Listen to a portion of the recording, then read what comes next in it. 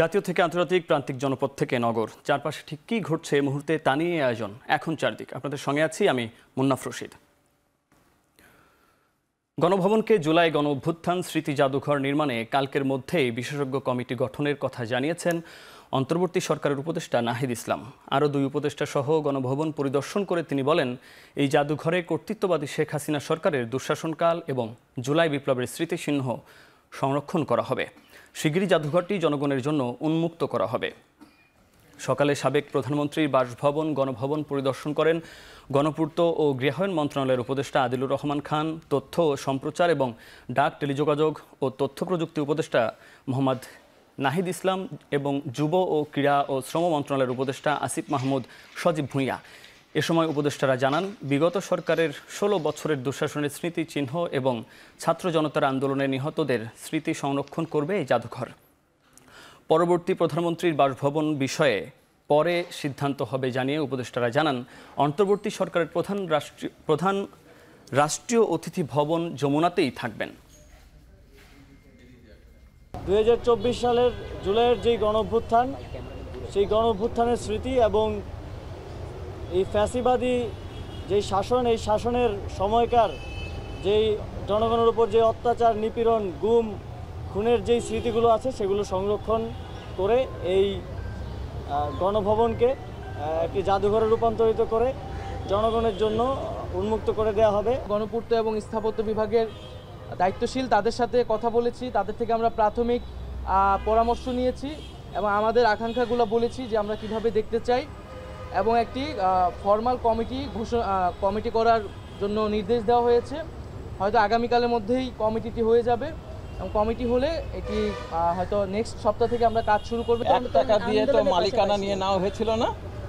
1 টাকা দিয়ে কি মালিকানা নেওয়া হয়েছিল? জনগণের ছিল কতখানি? আমরা জনগণের জন্য এটা উন্মুক্ত করার চিন্তা করছি। ফ্যাসিবাদী শাসকের পক্ষ থেকে আমরা কোনোভাবেই সেই ধরনের আচরণ যেন কারো প্রতি না হয় সেটা এনশিওর করব। এদিকে বৈষম্য বিরোধী আন্দোলনে আহত হয়ে রাজধানীর national institute of neuroscience and হাসপাতালে চিকিৎসাধীন শিক্ষার্থীদের সঙ্গে দেখা করে তাদের স্বাস্থ্যের খোঁজ খবর নিয়েছেন অন্তর্বর্তী সরকারের প্রধান উপদেষ্টা ডক্টর মোহাম্মদ ইউনুস। সকালে রাজধানীর national institute of neuroscience and হাসপাতালে যান প্রধান উপদেষ্টা। হাসপাতালটিতে বৈষম্য বিরোধী আন্দোলনে গুরুতর আহত 11 জন বিশ্ববিদ্যালয় ও কলেজ শিক্ষার্থীকে চিকিৎসা দেয়া হচ্ছে। হাসপাতাল কর্তৃপক্ষ জানিয়েছে, আহতদের মধ্যে 4 জন মাথায় গুলিবিদ্ধ হয়েছেন, তবে তাদের অবস্থা এখন উন্নতির দিকে। সব মামলা মোকদ্দমা নিষ্পত্তি করে মুক্তিযোদ্ধাদের তালিকা যাচাই বাছাইয়ের প্রক্রিয়া শুরু হবে বলে জানিয়েছেন ত্রাণ, পুনর্বাসন ও মুক্তিযুদ্ধ বিষয়ক উপদেষ্টা ফারুকী আজম। দুপুরে হবিগঞ্জের শায়েস্তাগঞ্জে খোয়াই নদীর ঝুঁকিপূর্ণ বাঁধ পরিদর্শন করে এ কথা জানান উপদেষ্টা। মুক্তিযোদ্ধাদের বিষয়টাই সুরাহা করার জন্য সর্বাত্মক চেষ্টা করা হবে, যাতে সত্যিকারের মুক্তিযোদ্ধারা সম্মানিত হন। অনেক রকমের মামলা মোকদ্দমা আছে, এই সমস্তগুলো নিষ্পত্তি করেই আমরা প্রক্রিয়াগুলো ইনিশিয়েট করব। দেখছেন এখন চারদিক।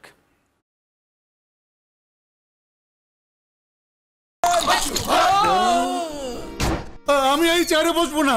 বাচ্চু ভাই, এই চেয়ারকে ভয় পেও না। ডেন্টিস্টের পরামর্শ নাও নতুন কোলগেট অ্যাক্টিভ সোল, যা দাঁতের সমস্যা শুরু হওয়া মাত্রই থামিয়ে দেয়। না থাকবে ব্যথা, না থাকবে ভয়। 1971 সালে বিজয়ের স্বপ্ন বাস্তবায়নের দায়িত্ব তরুণদের উপরে দেয়া হয়েছিল, তবে তা পূরণে তরুণ প্রজন্ম ব্যর্থ হয়েছিল। তবে 24-এর বিজয়ের স্বপ্ন আর ব্যর্থ হতে দেয়া যাবে না বলে মন্তব্য করেছেন টিআইবির নির্বাহী পরিচালক ডক্টর ইফতেখারুজ্জামান। শনিবার দেশ সেবা লিডারশিপ অ্যাওয়ার্ড প্রদান অনুষ্ঠানে তিনি একথা বলেন। 71-এর জয়ের স্বপ্ন নিয়ে আমরা যে প্রত্যাশা আমাদের মধ্যে ছিল, সেটাকে কিন্তু বাস্তবে রূপায়ণের দায়িত্ব ছিল আমার প্রজন্মের। আমার প্রজন্ম সেইটা পূরণ করতে পারেনি, সেই প্রত্যাশা পূরণ করতে পারে নাই। এই ব্যর্থতার দায় আমি ব্যক্তিগতভাবে আমার প্রজন্মের সকলের। যেই কারণে একটা পর্যায়ে 50 বছর থেকে 52 বছরের মধ্যে আমাদের এই বিশাল আরও একটা পরিবর্তনের প্রয়োজন হলো, নতুন বাংলাদেশ করার প্রয়োজন হলো। আমাদের ব্যর্থতা স্বীকার করছি, কিন্তু আপনারা যেটা অর্জন করেছেন নতুন বাংলাদেশে, এই ভিশন, এই অভিষ্ট যেন ব্যর্থ না হয় আরেকবার। লক্ষ্মীপুর নোয়াখালীতে বন্যার্তদের জন্য সংগ্রহ করা ত্রাণ লুটের সঙ্গে বিএনপির সম্পৃক্ততা নেই বলে জানিয়েছেন দলটির স্থায়ী কমিটির সদস্য ডাক্তার AZM জাহিদ হোসেন। নয়াপল্টনে বিএনপির ত্রাণ সংগ্রহ কমিটির সংবাদ সম্মেলনে ডাক্তার জাহিদ বলেন, বন্যা দুর্গতদের জন্য এ পর্যন্ত দলের পক্ষ থেকে 13 কোটি টাকার বেশি ত্রাণ সামগ্রী বিতরণ করা হয়েছে। দলের ভারপ্রাপ্ত চেয়ারম্যান তারেক রহমানের দিক নির্দেশনায় পর্যায়ক্রমে বন্যার্তদের কাছে সংগ্রহ করা ত্রাণ ও নগদ অর্থ বিতরণ করা হচ্ছে। এই ধারাবাহিকতায় বন্যার্তদের জন্য আগামী কয়েকদিনের মধ্যে বাড়িঘর নির্মাণ, কৃষি খাতের সহায়তা সহ পুনর্বাসন কার্যক্রম পরিচালনা করা হবে বলে জানান তিনি।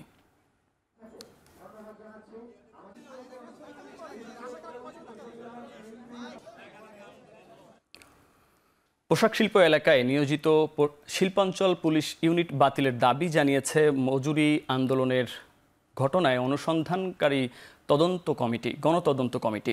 সকালে ঢাকা রিপোর্টার্স ইউনিটিতে এক সংবাদ সম্মেলনে বক্তারা বলেন, সরকার পরিবর্তনের সময় গার্মেন্টস সহ অন্যান্য শিল্প কারখানার প্রায় 100-র বেশি শ্রমিক নিহত হয়েছেন।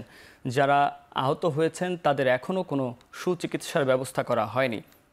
শ্রমিকদের সাথে বিগত আওয়ামী লীগ সরকারের মতোই অন্তর্বর্তীকালীন সরকার আচরণ করছে বলে অভিযোগ করেন তারা।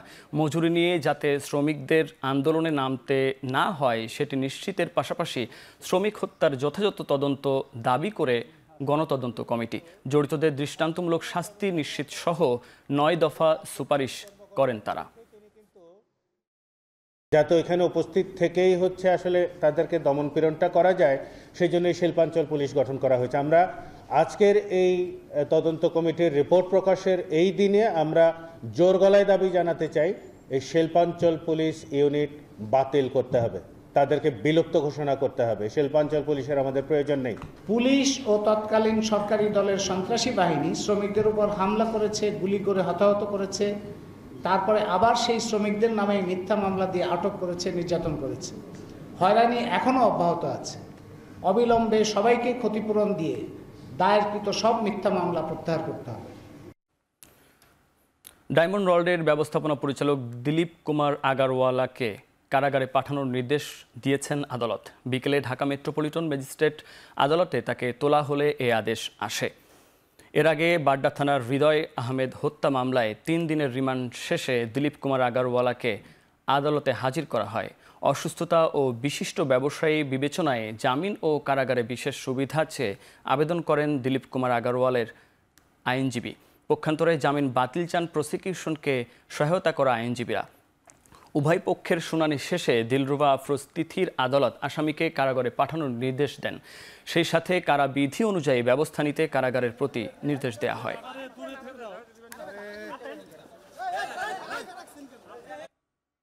এখন চারদিকে নিচ্ছি ছোট্ট একটা বিরতি, ফিরছি কিছুক্ষণ পর।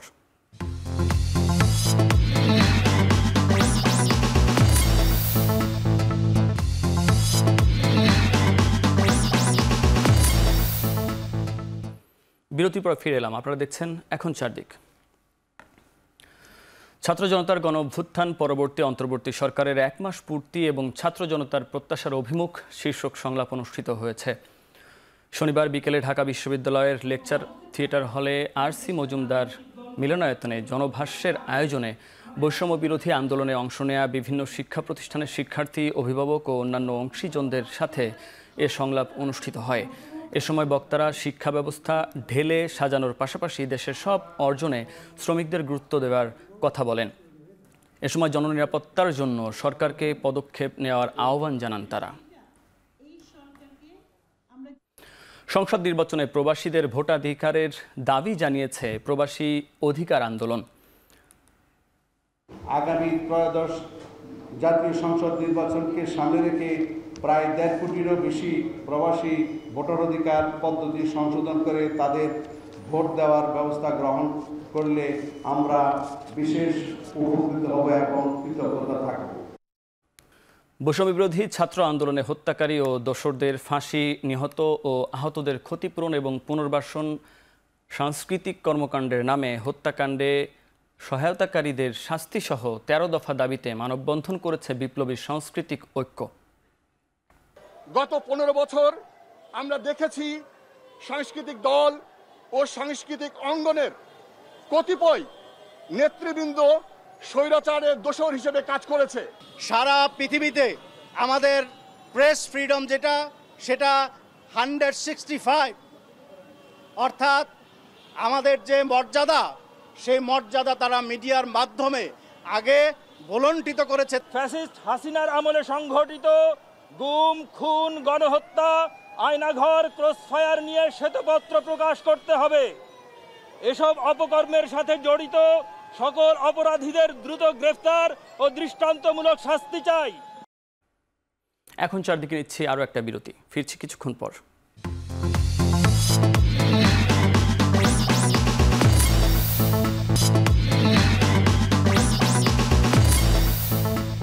বিরতির পর ফিরে এলাম, আপনারা দেখছেন এখন চারদিক। বৈষম্য বিরোধী ছাত্র আন্দোলনে সংহতি প্রকাশ করে সংযুক্ত আরব আমিরাতে সাজাপ্রাপ্ত হয়ে প্রেসিডেন্টের বিশেষ ক্ষমা পাওয়া 57 বাংলাদেশির মধ্যে 14 জন দেশে ফিরছেন। এ নিয়ে আরও জানাতে হযরত শাহজালাল আন্তর্জাতিক বিমানবন্দর থেকে সরাসরি যুক্ত হয়েছেন সহকর্মী শাহিনুল ইসলাম সাগর। সাগর, যারা দেশে ফিরছে তাদের কর্মসংস্থানের ব্যাপারে অন্তর্বর্তী সরকার কোনো চিন্তাভাবনা করেছে কিনা? আপনার কাছে বিস্তারিত কি আছে?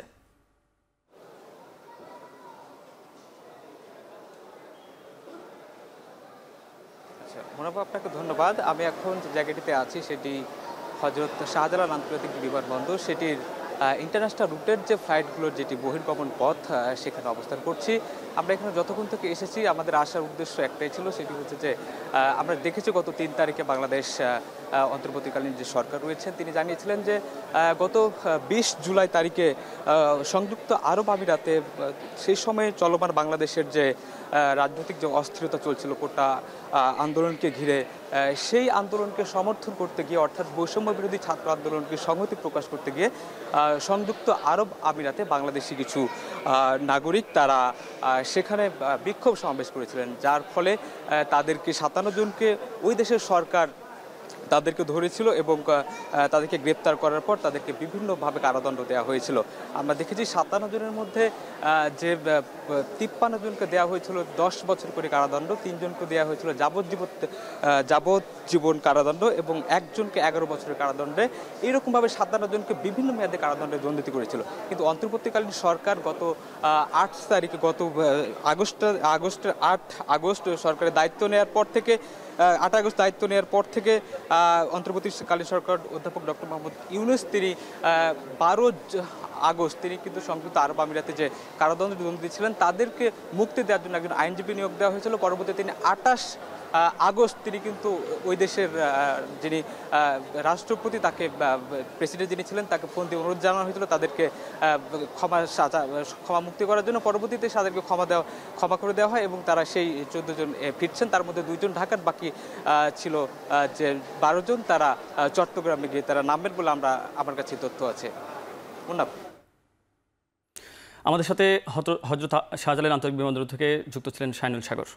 ভারতের মণিপুর রাজ্যের প্রথম মুখ্যমন্ত্রীর বাড়িতে রকেট হামলায় প্রাণ গেছে কমপক্ষে 1 জনের, আহত আরও 5 জন। হামলার নেপথ্যে কুকি বিদ্রোহীরা বলে ধারণা করা হচ্ছে।